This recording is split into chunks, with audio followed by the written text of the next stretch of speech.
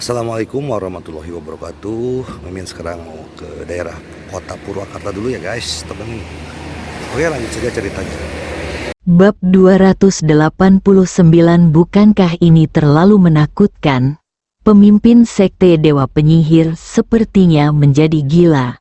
Matanya menunjukkan ketidakpercayaan. Dia belum pernah menghadapi situasi seperti ini. Dewa Hantu Gu jelas berada dalam kendalinya dan telah dibangunkan dan dikendalikan olehnya. Tiba-tiba, itu seperti batu yang tenggelam ke laut, dan tidak ada gerakan sama sekali. Bagaimana mungkin seseorang di toko Xing Luo bisa memutuskan hubungan antara Dewa Ilusi Gu dan dia? Pemimpin sekte Dewa Penyihir dengan cepat bekerja keras untuk menenangkan diri. Ada sedikit ketakutan di matanya. Dia tiba-tiba merasakan ketakutan yang tidak dapat dijelaskan terhadap toko Xing Luo di dalam hatinya. Orang yang bisa memutuskan hubungan antara dia dan Dewa Hantu Gu pastilah negara adidaya di dunia pejuang. Master Sekte Penatua Wu King memperhatikan sesuatu yang aneh pada Master Sekte Dewa Penyihir dan mau tidak mau bertanya. Pemimpin Sekte Dewa Penyihir berkata dengan wajah cemberut, "Aku tidak bisa lagi merasakan kehadiran Dewa Ilusi Gu." Apa? Wajah Penatua Wu King ngeri dan terkejut, menunjukkan ketidakpercayaan. Bagaimana mungkin? Dewa Ilusi Gu adalah harta karun sekte Dewa Penyihir dan kepercayaan di hati para murid sekte Dewa Penyihir. Tiba-tiba mendengar bahwa hubungan antara pemimpin sekte Wushen dan Dewa Fantasi Giok Gu terputus, Penatua Wu King tentu saja tidak dapat menerimanya. Pemimpin sekte Wushen mengungkapkan apa yang dia takuti di dalam hatinya, dan ekspresi Penatua Wu King menjadi lebih serius. Chu Chen berani mengucapkan kata-kata kejamnya dan mari kita pergi ke toko Xing Luo untuk menemukannya. Dia pasti memiliki kepercayaan diri. Semakin Penatua Wu King memikirkannya, semakin dia merasakan ketakutan di dalam hatinya di dahinya. Dia bisa memotong Dewa Hantu. Betapa menakutkannya kekuatan senior yang memiliki hubungan antara Gu dan Master Sekte. Penatua Wu King menarik napas panjang dan terkejut. Ada ahli yang bertanggung jawab atas toko Xing Luo. Pasti begitu. Pemimpin sekte Dewa Penyihir mengerutkan kening. Sungguh mengerikan. Setelah sekian lama, Penatua Wu King tidak bisa menahan diri untuk tidak bertanya. Sekte Guru, apa yang harus kita lakukan sekarang? Saat aku mengendalikan Dewa Ilusi Gu, aku sudah memberitahu mereka bahwa aku ada di sini. Pemimpin sekte Dewa Penyihir berkata dengan sungguh-sungguh, tapi mereka masih punya cara untuk menghadapinya. Jika kita terburu-buru seperti ini, aku akan melakukannya. Aku takut kita akan mengenai sasarannya. Pemiliknya bijaksana. Penatua Wu King berkata, saya sarankan Anda mencari tempat tinggal terlebih dahulu, dan kemudian menemukan cara untuk menguji situasi toko Xing Luo, dan kemudian membuat rencana jangka panjang. Pemimpin sekte Dewa Penyihir mengangguk. Saya akan melakukan apa yang Anda katakan. Penatua Wu King diam-diam senang. Untungnya, Master Sekte telah menguji situasinya terlebih dahulu. Jika tidak, jika mereka menerobos seperti ini, mereka akan jatuh ke dalam jebakan. Namun, Dewa Ilusi Gu tidak boleh ditinggalkan. Pemimpin sekte Dewa Penyihir berkata, Wu King, malam ini, kamu dapat mengunjungi toko Xing Luo di malam hari. Wajah Penatua Wu King berubah. Dia menjadi sedikit pucat. dan tangan serta kakinya tiba-tiba menjadi dingin. Apakah ini memintanya membawa lentera ke toilet? Setelah beberapa lama, dia hanya bisa menganggukkan kepalanya. Penatua Wu Qing sangat jelas tentang pentingnya Dewa Ilusi Gu bagi Master Sekte dan Sekte Dewa Penyihir. Saat ini, di antara anggota Sekte Dewa Penyihir di seluruh kota Chan, hanya ada 2 orang yang dapat mengunjungi toko Xingluo di malam hari. Salah satunya adalah dia dan yang lainnya adalah Master Sekte. Ini adalah pertanyaan penilaian, dan Penatua Wu Qing dapat dengan mudah memilih jawaban yang benar. Hujan berhenti, pintu masuk toko Xingluo. Semangka yang diletakkan di kaki Song Qiu telah dibelah. Dia memegang sepotong semangka di tangannya. Setelah menggigitnya, dia melihat ke jalan tua yang kosong di kejauhan. Song Qiu membayangkan sebuah gambar. Di ujung jalan lama, penguasa Sekte Dewa Penyihir, dengan jubah hitam berkibar, berjalan dengan anggun di jalan batu biru berlumpur. Pertunjukan akan segera dimulai. Song Qiu menghitung dalam pikirannya bahwa meskipun pihak lain datang dari bandara, itu akan cukup untuk mencapai toko Xingluo dalam 1,5 jam. Apalagi setelah melihat Chu Chen menggunakan formasi Guanxin untuk memainkan permainan jarak jauh dengan pemimpin Sekte Wushen, Song Qiu semakin menantikan pertempuran yang akan segera terjadi. HMPH, jika kamu berani datang dan bertarung dengan saudara iparmu, kamu hanya meminta kematian. Song Qiu telah lama menjadi penggemar Chu Chen dunia seni. Song Qiu akan berpikir bahwa ini hanyalah beberapa mesin manusia kecil. Karena itu, dia berani makan melon. 1 jam berlalu. Di pintu masuk toko Xingluo, lantainya ditutupi kulit semangka. Song Qiu melihat melalui air musim gugur, dan itu akan menjadi batu. Namun di jalan tua ini, tidak ada satupun hantu yang muncul. Apa yang terjadi? Wajah Song Qiu dipenuhi dengan pertanyaan. Sudah lebih dari 2 jam sejak saudara iparnya menggunakan formasi pengamatan pikiran untuk memutuskan hubungan antara Dewa Hantu Go dan pemimpin penyihir Sekte Dewa. Pemimpin Sekte Dewa Penyihir belum tiba. Apakah ada kemacetan lalu lintas? Song Qiu berkata pada dirinya sendiri. Di dalam toko kecil, aroma teh meluap. Beberapa orang sedang minum teh. Ning Zimo menemani Yang Xiao Jin di halaman kecil. Mo Wuyu tidak bisa duduk diam. Dari waktu ke waktu, dia keluar untuk mengobrol dengan Song Qiu dan memeriksa situasi terkini. Mungkinkah setelah memutuskan hubungan antara Dewa Ilusi Gu dan penguasa Sekte Dewa Penyihir, penguasa Sekte Dewa Penyihir tidak dapat menemukan di mana toko Xingluo berada? Mo Wuyu tidak bisa tidak menebak. Chu Chen mengerutkan kening. Saya tahu saya akan mengirimi mereka lokasi tadi malam. Song Yan, tidak mungkin kita tidak dapat menemukan toko Xingluo. Akhirnya seseorang berbicara dengan normal, dan Mo Xian berkata, pasti ada alasan lain. Jangan cemas. Apa yang seharusnya datang pasti akan datang. Chu Chen mengambil cangkir teh dan menyesapnya. Saya tidak percaya bahwa penguasa Sekte Dewa Penyihir dapat melepaskan Dewa Ilusi Gu. Semua orang mengangguk setuju. 1 jam lagi berlalu. Chu Chen melihat teh di cangkir, dan perutnya terasa sedikit kembung. Tuan dari Sekte Dewa Penyihir telah lama berada di pegunungan dalam dan hutan liar. Dia pasti tersesat, Chu Chen tidak bisa tidak menebak. Mengetahui bahwa Dewa Ilusi Gu telah jatuh ke tangan Chu Chen dan bahkan koneksinya terputus, pemimpin sekte Dewa Penyihir tidak khawatir sama sekali. Ibu baru saja menelepon dan mendesak kami bersiap pulang untuk makan malam.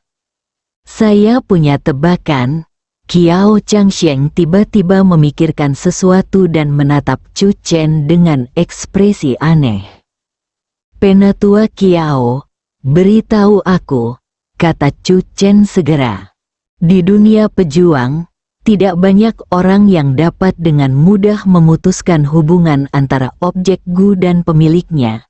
Apalagi harta karun sekte Dewa Sihir, Dewa Hantu Gu. Kiao Changsheng berkata dengan hati-hati. Tuan dari sekte Dewa Penyihir bahkan tidak tahu bahwa itu adalah Dewa Sihir Gu. Siapapun yang memutuskan hubungannya dengan Dewa Penyihir Gu dengan cara apapun secara alami akan membuatnya cemburu. Sudut mulut Chu Chen bergerak sedikit. Apakah aku membuatnya takut? Semua orang juga tercengang. Apa yang mereka pikirkan adalah jika Chu Chen memutuskan hubungan antara Dewa Hantu Gu dan pemimpin sekte Dewa Penyihir, pemimpin sekte Dewa Penyihir akan marah, dan kemudian dia akan datang untuk menyelidiki dan memulai pembunuhan. Kesenangan, tanpa diduga, pemimpin sekte Dewa Penyihir akan sangat ketakutan sehingga dia tidak berani datang. Ia baru saja mencapai tingkat kepengecutan tertentu. Ini, Chu Chen sedikit terdiam. Anda tidak dapat menemukan pemimpin sekte Dewa Penyihir dan menjelaskan kepadanya dengan jelas. Jangan takut, jangan takut. Orang yang memutuskan hubungan antara Dewa Ilusi Gu dan Anda hanyalah seorang pria yang memiliki belum memasuki dunia bawaan. Bab 290 Ibumu memanggilmu pulang untuk makan malam. Chu Chen tidak mempercayainya dan menunggu 1 jam lagi. Jam 5 sore, tidak ada gerakan sama sekali. Benar-benar terpukul. Setelah pertandingan di kejauhan, pemimpin sekte Dewa Penyihir menjadi sangat ketakutan dan mundur dari pertempuran. Mungkin ini adalah gen baik dari sekte Dewa Penyihir. Ponsel Chu Chen tiba-tiba berdering. Dia mengambilnya dan melihatnya. Sebelum menjawabnya, dia berkata kepada Song Yan, "Ibumu memanggilmu pulang untuk makan malam." Itu memang panggilan Su Yuexian, dan memang panggilan mereka pulang untuk makan malam. Bagaimanapun, makan malam keluarga malam ini dimaksudkan untuk membersihkan Tao Zhang dari angin dan debu. Zhang Dao Zhang sangat baik terhadap keluarga Song. Namun, penguasa sekte Dewa Penyihir belum muncul. Jika mereka kembali sekarang, jika penguasa sekte Dewa Penyihir menunggu mereka pergi sebelum menyerang lagi, itu tidak bertanggung jawab atas nyawa orang-orang di toko Xingluo. Tunggu sebentar lagi, Chu Chen mengerutkan kening. Tidak peduli berapa kali dia menghitungnya, dia benar-benar tidak dapat menghitung bahwa pemimpin sekte Dewa Penyihir akan menyerah. Bagaimanapun, dia juga adalah master dari satu sekte. Di pintu masuk toko Xingluo, Song Qiyu telah selesai makan semangka dan biji melon. Dia bahkan berlari keluar untuk membeli beberapa botol air untuk menghilangkan dahaganya, tetapi tidak sabar menunggu kedatangan master dari sekte Dewa Penyihir. Pemimpin sekte Dewa Penyihir bahkan tidak berani menunjukkan wajahnya. Song Qiyu berdiri dan hendak berbalik dan kembali ke rumah. Pada saat ini, sebuah bayangan tiba-tiba muncul di ujung jalan lama. Hati Song Qiyu bergetar, dan tanpa sadar dia menegakkan pinggangnya, menatap ke depan seperti obor. Bayangan itu perlahan mendekat. Mata Song Qiu terpaku pada pengunjung itu. Seorang lelaki tua berjanggut putih, berpakaian tidak terawat dan jorok, tetapi dengan mata tajam, sedang memandang Song Qiu dari jauh. Kakinya sangat kuat, dan dia mengayuh sepeda roda 3 selangkah demi selangkah. Ekspresi Song Qiu serius. Dia memikirkan sebuah kata tersembunyi di kota. Tanpa diduga, pemimpin sekte Dewa Penyihir tersembunyi begitu dalam. Ketika lelaki tua berjanggut putih itu mendekat, Song Qiu tidak takut. Dia tidak pernah bisa melemahkan otoritas saudara iparnya. Song Qiu bertanya ragu-ragu, "Tuan dari sekte Dewa Penyihir?" Orang tua berjanggut putih itu menatap Song Qiu sejenak, lalu mengangkat tangannya dan menunjuk, "Apakah kamu masih menginginkan botol itu?" Song Qiu tertegun dan tanpa sadar menggelengkan kepalanya. Orang tua itu turun dari mobil, mengambil botol-botol kosong di tanah, lalu berbalik dan masuk ke dalam mobil. Saat mobil perlahan melaju, terdengar suara pelan, "Pasti ada yang salah dengan anak muda masa kini." Wajah Song Qiu menjadi gelap. Pukul 6 sore. Setelah Song Qiu membersihkan sampah di pintu, dia berbalik dan berjalan kembali ke toko. "Kakak ipar, telepon ibu datang lagi," Song Qiu berkata. "Ayo kembali makan dulu." Mata Song Yan menatap Chu Chen. Chu Chen merenung sejenak, dan kemudian berkata dengan serius, "Tuan dari sekte Dewa Penyihir dapat tiba kapan saja. Bagaimana saya bisa meninggalkan toko Xingluo pada saat kritis seperti ini?" Song Qiu juga mengangguk setuju. "Sebenarnya tidak apa-apa jika kamu pergi." Tiba-tiba terdengar suara. Mo Wuyu berkata, "Tuan dari sekte Dewa Penyihir adalah prajurit tingkat bawaan. Bahkan jika dia datang, kamu hanya menonton kesenangannya. Senior Qiao dan Ning Zimo ada di sini, itu sudah cukup." "Chu Chen, sepertinya ada sesuatu yang salah. Ini adalah pertarungan antara pejuang bawaan." "Ahem." Chu Chen terbatuk 2 kali dan berdiri. "Aku melupakannya sebentar. Kalau begitu, ayo kita kembali makan dulu. Xiao Wuyu, jika ada yang datang, kamu harus memberitahuku secepatnya." Mo Wuyu mengangguk dan setuju. Dalam perjalanan pulang, Song Qiu masih bergumam, membenci Master Sekte Dewa Penyihir, lebih berharga dari pemulung. Semakin sering hal ini terjadi, semakin berbahaya penguasa Sekte Dewa Penyihir. Mata Song Yan sedikit khawatir. Dia akan berada dalam kegelapan jika dia tidak muncul selama sehari.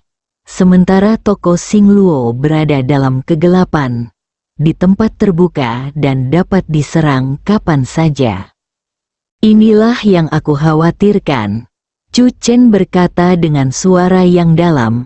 "Lagi pula, efek dari arai pengamatan pikiran hanya dapat bertahan hingga dini hari malam ini. Begitu efek dari arai pengamatan pikiran adalah hilang, penguasa sekte Dewa Penyihir akan mendapatkan kembali kendali atas Dewa Ilusi Gu. Maka Yang Xiao Jin akan berada dalam bahaya." Begitu kata-kata itu diucapkan, Song Yan dan kakaknya terkejut.